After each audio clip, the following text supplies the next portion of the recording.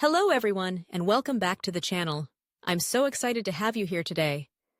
If you're new, don't forget to click that subscribe button so you won't miss out on our weekly quick and easy recipes that will make your cooking life so much simpler and way more delicious.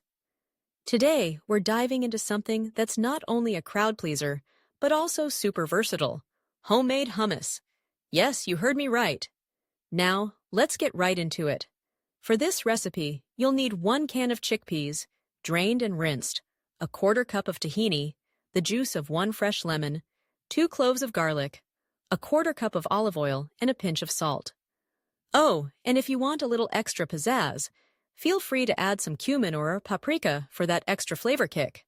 All right, let's get started. First, toss those chickpeas into a food processor. Add in the tahini, lemon juice, and garlic. Now pulse it a few times until it's all nicely combined.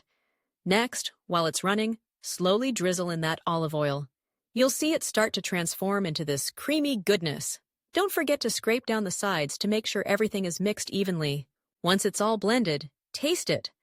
Adjust the seasoning if you need to, maybe a little more lemon or salt. It's all about your personal preference, and there you have it, your very own homemade hummus. Perfect for dipping veggies, spreading on sandwiches, or just enjoying with some pita chips. Thanks for joining me today. If you loved this recipe, be sure to like, share, and subscribe for more fun and easy cooking adventures. Until next time, happy cooking!